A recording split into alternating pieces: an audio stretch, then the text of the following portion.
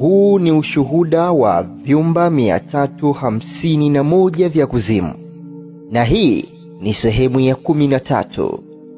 Katika sehemu hii ya 13 tutazungumzia kuhusu chumba cha dini za uongo na uharibifu. Kumbuka kwamba huu ni ushuhuda wa kweli wa kwake Aston Adam Mbaya wa Kongo, aliyepelekwa katika vyumba 351 vya kuzimu pamoja na mbinguni. Ninayekualika katika ushuhuda huu, jina langu ni Jacktan Msafiri, daktari wa roho. Unaweza ukanipata Facebook, Instagram pamoja na YouTube kwa jina hilo hilo la Jacktan Msafiri. Lakini ili kupata mfululizo wa ushuhuda huu pamoja na simulizi na shuhuda nyingine nyingi za kweli kutoka kwetu, zote unazipata katika channel yetu ya YouTube ambayo inafahamika kwa jina la Promova TV. Promover, Promova TV. Karibu. Tulikuwa katika sehemu hii ya dini za uongo ambapo mateso ilikuwa makali. Moto katika sehemu hii ya kuzimu sijawahi kuuona duniani. Kulikuwa na miale ya moto iliyokuwa ikila kila kitu njiani. Kulikuwa na lava ya moto kila mahali. Nafsi zilizolaaniwa zote zilikuwa kwenye mateso na wote walikuwa wakitafuta msaada. Roho hizi zilikuwa katika dini za uongo, kwani zilikataa kumpokea Yesu maishani mwao. Kuzimu ni gereza ambalo roho zinahukumiwa milele. Siku hiyo, baada ya kutembelea vyumba vya dini za uongo, nilikuwa chini na bila tumaini moyoni mwangu kwa sababu ya mateso ya roho hizi zilizopotea. Sikuweza kukubali kwamba ubinadamu unaweza kufanyiwa kiwango hiki cha mateso na unyama. Wote walikuwa wakilia, ilikuwa ni ukatili. Nafsi hizi zilikuwa mifupa na zililia kwa sababu ya kumkataa Bwana.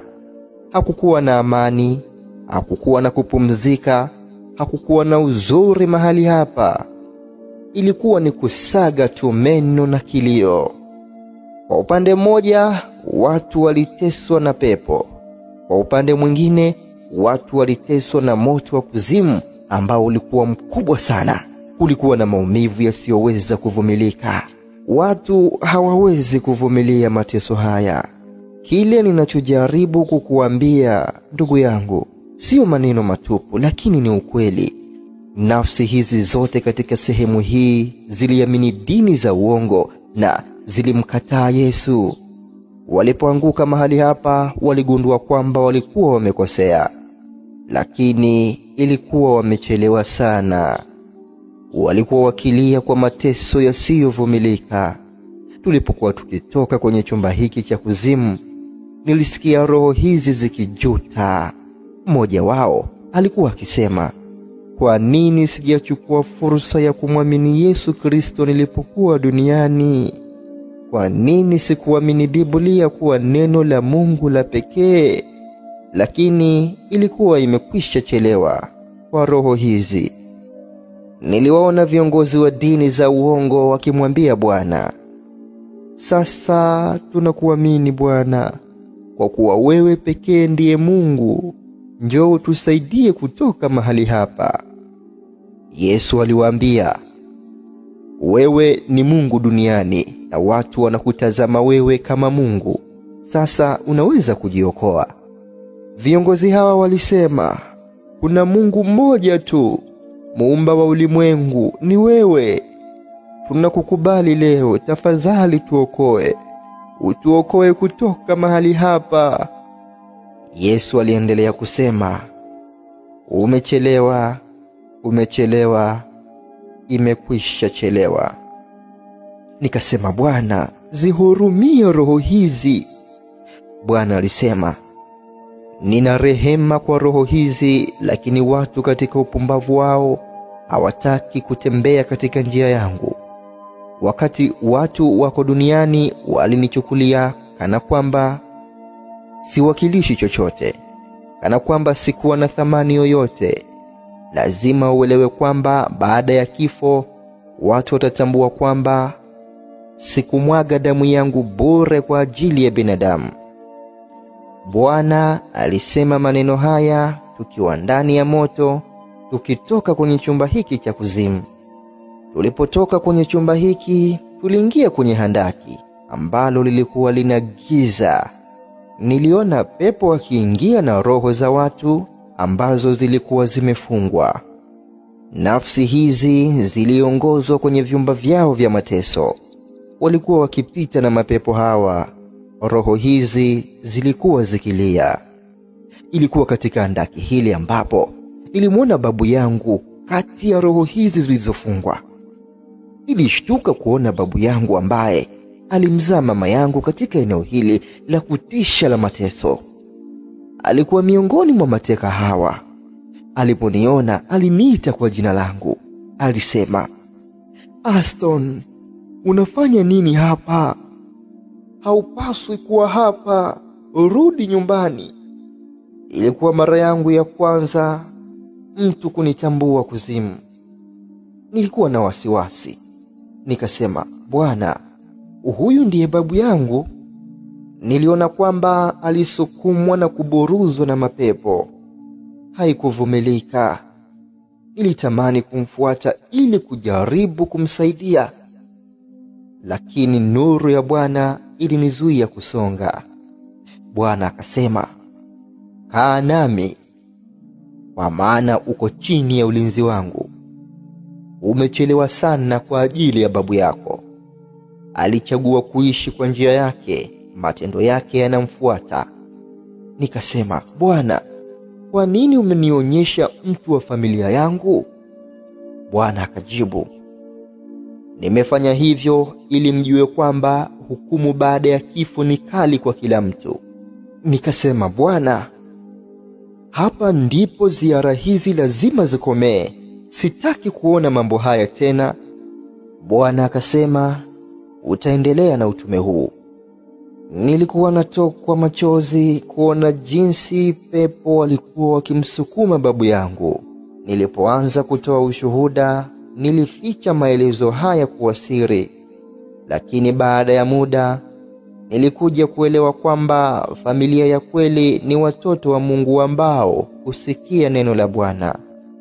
Nilikuwa nikisogea na Bwana nyuma ya wafungwa hawa ambao waliburuzwa na mapepo kwenye uchochoro huu. Baadaye tulifika mbele ya chumba cha kuzimu ambapo paliandikwa, gereza la wale wanaoharibu mali ya umma. Kulikuwa na giza nene katika handaki hii inayowaka moto. Kulikuwa na wanyama wasio safi na mashetani ambao walikuwa wakitembea kwenye handaki hili. Kulikuwa pia na nyoka na pepo wakitembea kwenye handaki hili. Niliona kwamba mapepo hayazuiliki. Wao daima wana shughuli na wanafanya kazi. Hakukuwa na raha kwa roho hizi chafu zilizokuwa zikimtumikia shetani, na zilikuwa zimekasirika, zikiwa na machungu ya kuumia. Niligundua kuwa lango la gereza hili lilikuwa la duara. Lango la gereza lilikuwa jekundu na likiwa na kutu, na lilikuwa linawaka na moto mkali. Juu ya lango liliandikwa, hukumu ya wale walioharibu mali ya umma. Nikasema, nini maana ya hii? Bwana alijibu, hukumu ya Mungu ilihusu uhusiano wa wanadamu na muumba wake, na pia uhusiano wa mwanadamu na jirani yake. Kulingana na kanuni iliyowekwa, mwanadamu anapaswa kulinda mali ya jirani yake na mali ya umma. Wakati lango la gereza hili lilipofunguliwa, moto uliwaka kutoka mahali hapa kwa nguvu na vurugu. Hii ilikuwa haiwezi kuvumilika. Hata tanuru iliyowashwa mara 7 haitakuwa sawa na moto wa aina hii. Hata volkano na nguvu zake haziwezi kulinganishwa na moto huo. Moto huu ulitoka ndani ya chumba hiki kwa nguvu na ulituzunguka wakati tunaingia ndani ya vyumba hivi vya moto. Ulikuwa na roho nyingi zikipiga kelele kwa sababu ya maumivu, na walikuwa wakimwomba Bwana. Kilichonishangaza zaidi katika gereza hili ni kundi la watu ambalo lilikuwa na matairi kwenye mili yao, na matairi haya yalikuwa yakiwachoma. Walikuwa ndani ya matairi haya na walikuwa wakijaribu kuondoa matairi haya, lakini hawakuweza kufanya hivyo, na matairi haya yaliendelea kuwachoma. Niliona kuwa magurudumu haya yalikuwa yakisema, haki, haki. Nikasema, Bwana, watu hawa wamefanya nini kuteseka hivi? Bwana alisema, vijana hawa walikuwa wakichoma magurudumu kwenye barabara ya Boulevard ya serikali inayoelekea kwenye wizara ya serikali. Matokeo yake, Boulevard iliharibiwa wakati msimu wa mvua ulipoanza. Barabara ilifanywa dhaifu na magurudumu waliokuwa wakichoma, na haikuweza kuvumilia tena mvua. Na hadi leo Boulevard imegawanywa mara 2 na haiwezi kutumika. Vijana hawa walikuwa miongoni mwa kundi la umati linalosababisha ukosefu wa usalama katika jiji hilo. Kama matokeo, serikali ya Kongo ilitoa agizo la kuwakusanya na kuwaua kwa siri. Matokeo yake waliangukia mahali hapa. Wakati Bwana alisema hivi, sikuamini. Nikasema, Bwana, wakati mali ya serikali inaharibiwa, watu hawapaswi kuja mahali hapa kwa sababu hiyo. Bwana alisema, ulimwengu lazima ujulishwe juu ya ukweli huu. Wale wanaoharibu mali ya umma hawataurithi ufalme wa mbinguni. Vijana hawa walipomwona Yesu walimlilia awakomboe. Kando ya wavulana hawa kulikuwa na mtu ambaye alimwambia Bwana, ihurumie roho yangu. Natambua kwamba kile nilichofanya kilikuwa kibaya. Nipe fursa nyingine, nihurumie, nirudi duniani kuiambia dunia ibadilishe njia zao. Bwana akasema, mwanangu, ulikuwa na nafasi ya kutubu duniani. Mtu huyu alisema, Bwana, Biblia haikutaja mambo haya na sijawahi kusikia mchungaji akiongelea juu yake. Bwana alisema, mtu huyu alipokuwa akienda katika choo cha umma, kila wakati alipoenda chooni hangeweza kumwaga maji kwa ajili ya kusafisha, na watu walikuwa wakilalamika. Na kila wakati aliposhukiwa kuwa mtu ambaye amekuwa akifanya hivyo, alikuwa akikana kabisa. Watu walikuwa wakisumbuliwa na walikuwa wakilalamika na kujiuliza ni nani anayefanya hivi. Wale waliomshuku walikuwa wakimwambia, katika umri wako unapaswa kuwa unamwaga maji baada ya kutumia choo. Na alikuwa akiwacheka wale watu. Mara nyingi alikuwa akiwatukana watu kwa kumlaumu. Bado ndani ya moyo wake alijua kuwa alikuwa na hatia. Alipofariki alijikuta ndani ya mahali hapa, na sehemu yake ya chini ilikuwa ndani ya kinyesi chenye moto kilichokuwa kikimchoma. Kulikuwa na harufu mbaya na minyoo ilikuwa ikimuumiza. Tulipohama kutoka kwake, nilimuona mtu ndani ya shimo. Niliona kuwa kuna alama za daraja ama viwango ambazo zimeandikwa kote kwenye shimo lake. Iliandikwa alama za bure. Mtu huyo alikuwa akijaribu kutoka kwenye shimo lake, lakini hakuweza. Sehemu yake ya chini ilikuwa ndani ya shimo, lakini sehemu ya juu ilikuwa nje. Niliona kwamba kulikuwa na karatasi za ripoti ambazo zilidai haki. Mtu huyo alikuwa akiomba huruma ya Bwana. Alisema, Bwana nihurumie, nilikuwa najaribu tu kuwatendea mema watu wale ambao wamefeli katika mitihani yao. Niliwapa alama za bure kuwasaidia kufaulu. Neno lako lilisema tunapaswa kuwatendea mema watu. Bwana alisema, wazazi wamelipa ada ya shule kwa ajili ya elimu ya watoto wao, lakini mmeshindwa kuwafundisha kwa usahihi.